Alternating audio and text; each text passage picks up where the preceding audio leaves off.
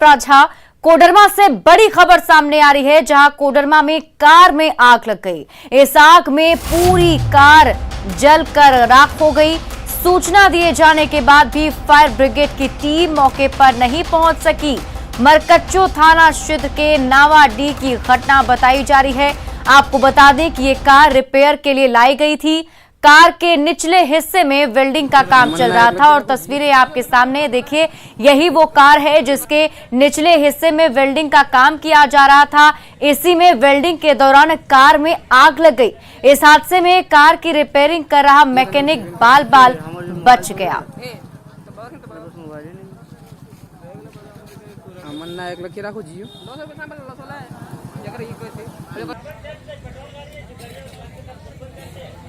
तो ये तस्वीर आपको दिखा रहे हैं, ये वही कार है जिसमें आग लग गई। आपको बता दें कि कार को रिपेयरिंग के लिए लाया गया था, जहां वेल्डिंग का काम किया जा रहा था। मैकेनिक इसमें वेल्डिंग का काम कर रहा था और अचानक से कार में आग लग गई।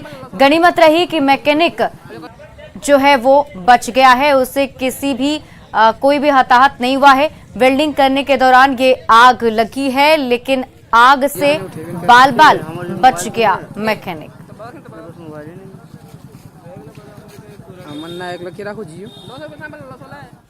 और इस वक्त की बड़ी खबर दुमका के सरैया हाट से आ रही है। यहां पर एक कार दुर्घटनाग्रस्त हो गई। इस घटना में 2 लोगों की मौत हो गई, जबकि 3 लोग घायल हो गए हैं। सभी घायलों को इलाज के लिए देवघर रेफर किया गया है। बताया जा रहा है कि सभी गोड्डा के महागामा में शादी समारोह में केटरिंग कर देवघर वापस लौट रहे थे। इसी दौरान ये हादसा हो गया। तो बड़ी खबर आपको दुमका से बता रहे हैं। देखिए, तस्वीरें भी है किस तरीके से कार के परखच्चे उड़े हैं। इसको देखकर अंदाजा लगाया जा सकता है कि इसमें जो सवार लोग होंगे उनकी क्या हालत हुई होगी। बताया जा रहा है कि 2 लोगों की मौत हो चुकी है और 3 लोग घायल हैं, जिन्हें अस्पताल में भर्ती करवाया गया है। फिलहाल उनका इलाज चल रहा है।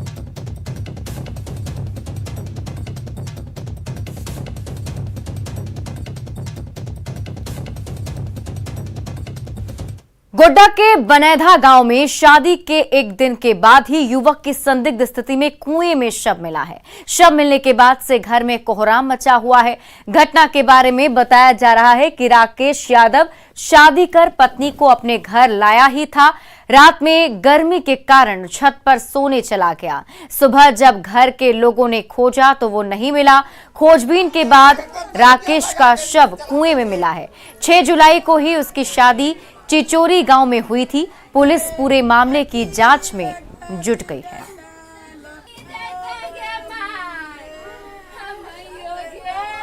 राकेश कुमार यादव अभी कल उसका शादी करा के आए और सब जगह में तो सब सोए थे रात में। पापा बाहर में सोए थे, हम और भाई छोटा भाई इस रूम में सोए थे और भैया और भाभी उस रूम में सोए थे। 12 बजे 11 बजे रात में अब कब निकल के गया वो यहाँ से। सुबह खोजने लगे तो भाभी बोला कि वो जो है ना रात में उठ के सोने।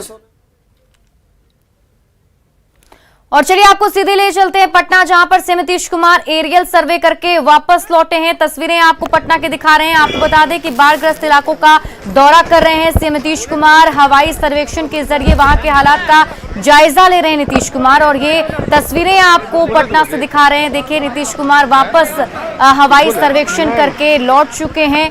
वैसे इलाके जहां पर बाढ़ से काफी ज्यादा तबाही हो रही है, वहां पर हवाई सर्वेक्षण नीतीश कुमार ने किया है। अब वो वापस लौट चुके हैं। बढ़ते अगली खबर की ओर। रांची में मोबाइल वैक्सीनेशन के बाद मोबाइल लैब की शुरुआत की जा रही है। स्वास्थ्य मंत्री बन्ना गुप्ता ने बताया कि झारखंड सरकार कोविड-19 को लेकर काफी सजग है और सबसे ज्यादा वैक्सीनेशन झारखंड में ही किया जा रहा है। ऐसे में अब घर घर जाकर RT-PCR टेस्ट किया जाएगा ताकि ज्यादा से ज्यादा टेस्टिंग हो सके। स्वास्थ्य मंत्री ने यह भी दावा किया कि डेल्टा वेरिएंट को लेकर भी सरकार पूरी तरह से तैयार है। उन्होंने उम्मीद जताई कि जैसे पोलियो ड्रॉप्स पूरी तरह से देश में पोलियो का उन्मूलन हुआ, ठीक उसी तरह कोविड-19 बूस्टर से ही इस महामारी का अंत हो सकता है। उन्होंने वैज्ञानिकों की ओर से जल्द ही बूस्टर लाए जाने की भी आशा जताई। मोबाइल वैन जो है टेस्टिंग के लिए भी हम उसको भी लगा रहे हैं, ताकि हमको जो विपरीत परिस्थितियां आने वाली हैं हम जरूर ट्राइबल स्टेट हैं, बैकवर्ड स्टेट है, हमारा स्टेट में आर्थिक हमको तंगी हम झेल रहे हैं, लेकिन हमारा माननीय मुख्यमंत्री जी का विजन और हमारे स्टेट की सोच जो है बहुत एडवांस प्लानिंग पे हम काम कर रहे हैं। हमने अपनी जो स्वास्थ्य सेवाएं हैं उसको चुस्त दुरुस्त करने का हर संभव प्रयास किया है, इसलिए एक एक जो है कमी खामी को हम दूर करते हुए आगे बढ़ रहे हैं। कोविड-19 के विरुद्ध में ये वैक्सीन केवल प्रतिरोधात्मक क्षमता है, ये इसके समूल नष्ट का अभी तक वैज्ञानिकों ने इसका उपाय नहीं निकाल पाए हैं, लेकिन मुझे लगता है कि ज़रूर निकलेगा। लेकिन फिर भी हम सजग हैं और हम तेज गति में काम कर रहे हैं। सिमडेगा में शिलान्यास का एक अनोखा मामला सामने आया है। यहां बानो प्रखंड में ITI कॉलेज के कार्यस्थल के पास लगा शिलान्यास का बोर्ड चर्चा का विषय बना हुआ है।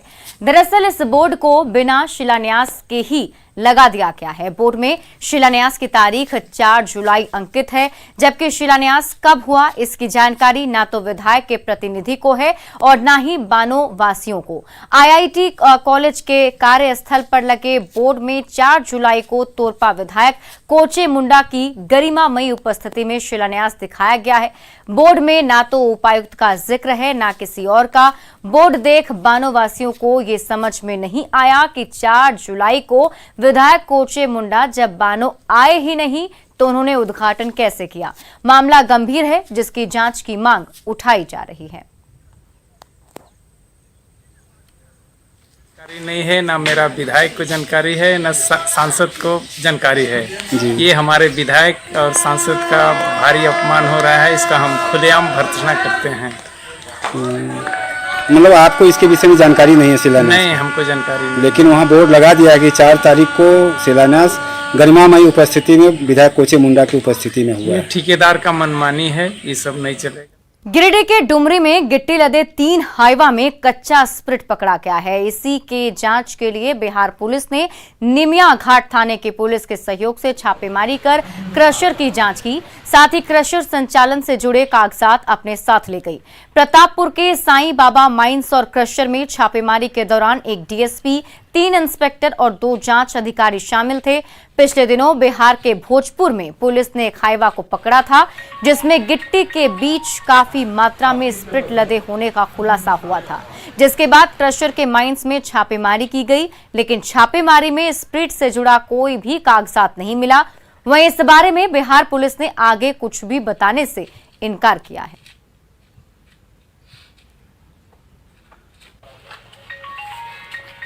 लदा ट्रक पकड़ाया था, जिसके नीचे गैलन में स्प्रिट था, कच्चा स्प्रिट। ड्राइवर ने बताया कि ये हम लोग निमिया घाट में प्रमोद साहब के क्रशर मशीन के अपोजिट साइड में लोड किए थे।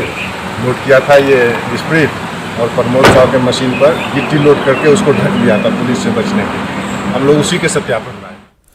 घाटशिला के मुसाबनी के लोगों को अब भी राखा माइंस के खुलने का इंतजार है। 2 फरवरी 2019 को तत्कालीन मुख्यमंत्री रघुवर दास ने इसका शिलान्यास किया था। भूमि पूजन के दौरान रघुवर दास ने कहा था कि इस माइंस के खुलने से आसपास के लोगों को रोजगार मिलेगा, लेकिन सरकार बदलने के साथ ही माइंस खोलने का प्रस्ताव ठंडे बस्ते में चला गया है। ऐसे में माइंस का भवन खंडहर में तब्दील हो रहा है। इस माइंस को बंद हुए करीब 21 साल हो गया। पिछले सरकार ने यहाँ के लोगों को माइंस खोलने के नाम पर सिर्फ छलने का काम किया है। न माइंस के संबंध में माइंस के लीज के लिए कुछ किया, न पर्यावरण स्वीकृति के लिए कुछ किया।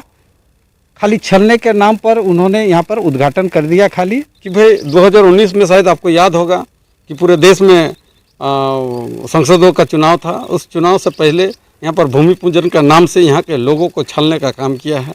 ये काफ़ी दुखद वाली बात है। दूसरी ये बात कहेंगे कि आज 20-21 साल होने जा रहा है जब से झारखंड अलग राज्य प्राप्त हुआ है, तब से ये कंपनी बंद है। पलामू के जीरो गांव के रहने वाले दलित समुदाय के लोग गंदा पानी पीने को मजबूर हैं। गांव में कोई पेयजल की व्यवस्था नहीं है, जिसके कारण गड्ढे के गंदा पानी पीते हैं। कई बार तो ग्रामीणों को बारिश के बाद पानी साफ होने का इंतजार करना पड़ता है। जिस जगह से ग्रामीण पानी लाते हैं, इस एरिया में जहरीले सांप भी रहते हैं। ऐसे में लोगों को इसका भी डर बना रहता है। इसको? इसको कोड़ के तब फिर पानी लेते हैं। छान के पीते हैं। और कभी कभार रात बिरात निकलने में सांप उप का खतरा होता है सर? बहुत डर लगता है। वैसे ही में देखिए लाइट बाती लेकर आते हैं अंधार पर, देखिए लेने पानी अगर घाट उठ जाता है तो इसी में आते हैं अंधार में। इनको जैसे ही एप्लीकेशन हमको आ जाता है, हमको जानकारी मिल गई, एप्लीकेशन आ जाता है तो हम तुरंत इसको 10 दिन के अंदर इसको यहाँ पर एक जल मीनार की व्यवस्था करेंगे जिससे कि शुद्ध पानी इनको मिल सके। टीम इंडिया के पूर्व कप्तान महेंद्र सिंह धोनी के जन्मदिन को लेकर राजधानी रांची में खासा उत्साह है। हालांकि धोनी अपना जन्मदिन काफी सादगी के साथ परिवार के साथ ही मनाते हैं, लेकिन धोनी के फैंस उनके हर बर्थडे पर केक काटना नहीं भूलते। रांची में धोनी के फैंस ने केक काटकर माही के बर्थडे को सेलिब्रेट किया।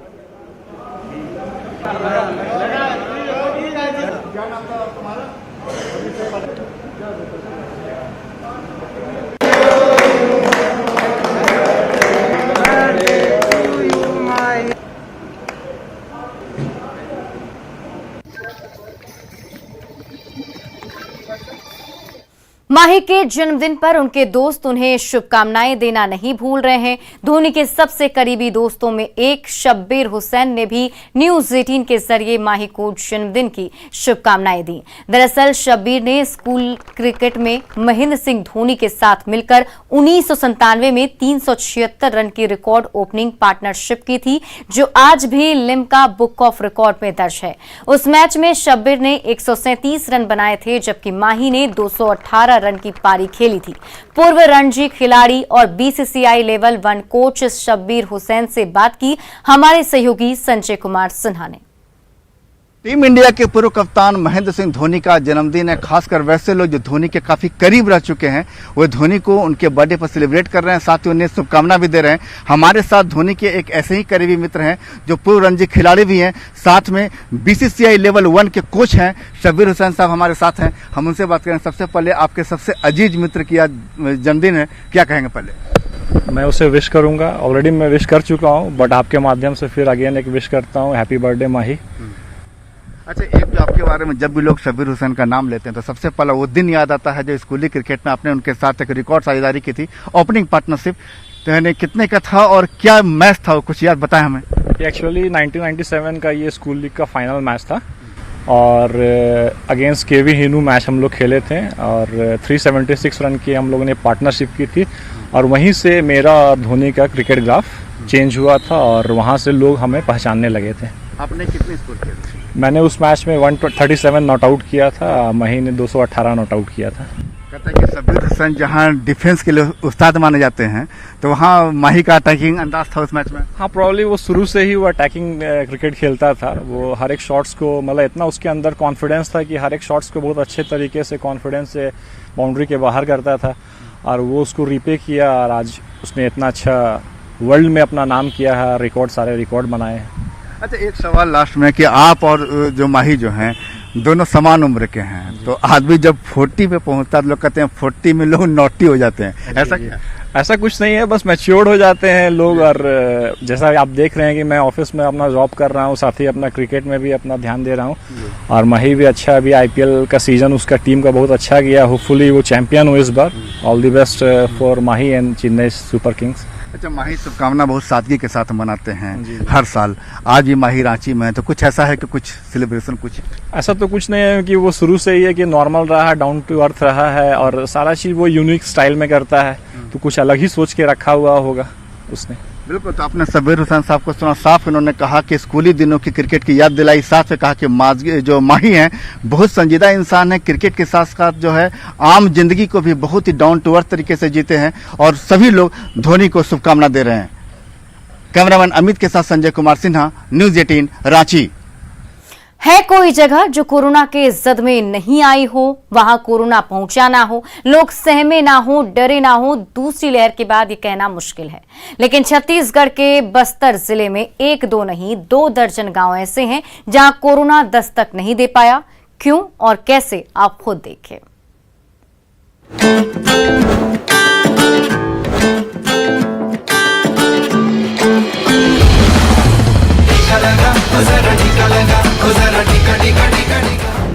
कोरोना का था कहर, सुरक्षित था बस्तर।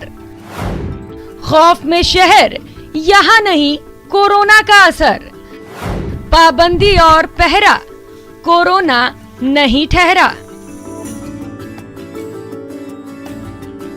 बिल्कुल ठीक सुन रहे हैं आप, ये इलाके शहर से दूर हैं और अपनी समझदारी और सावधानी के वजह से ही कोरोना के कहर से बचे हुए हैं।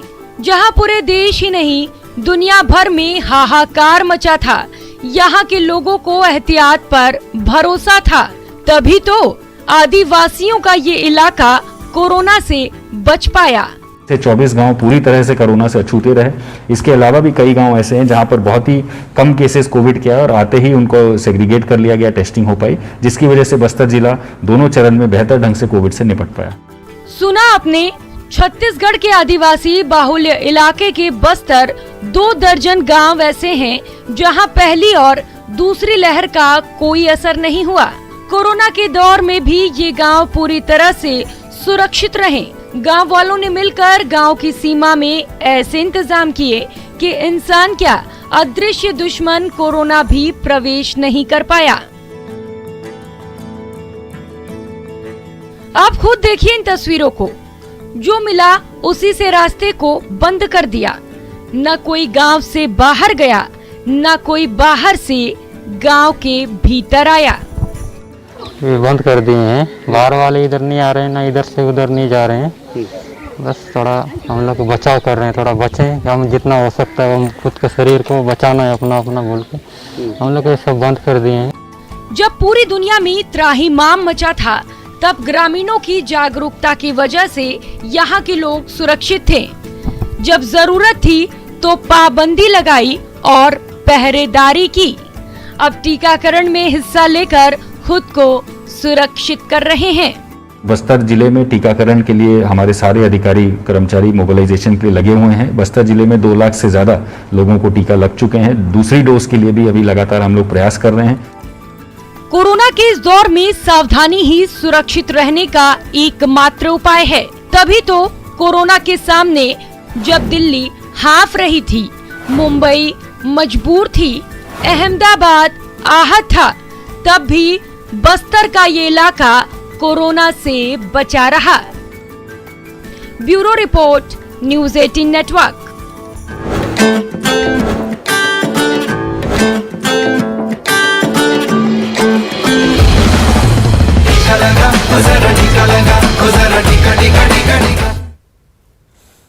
और चलिए अब देखते हैं झारखंड 2020।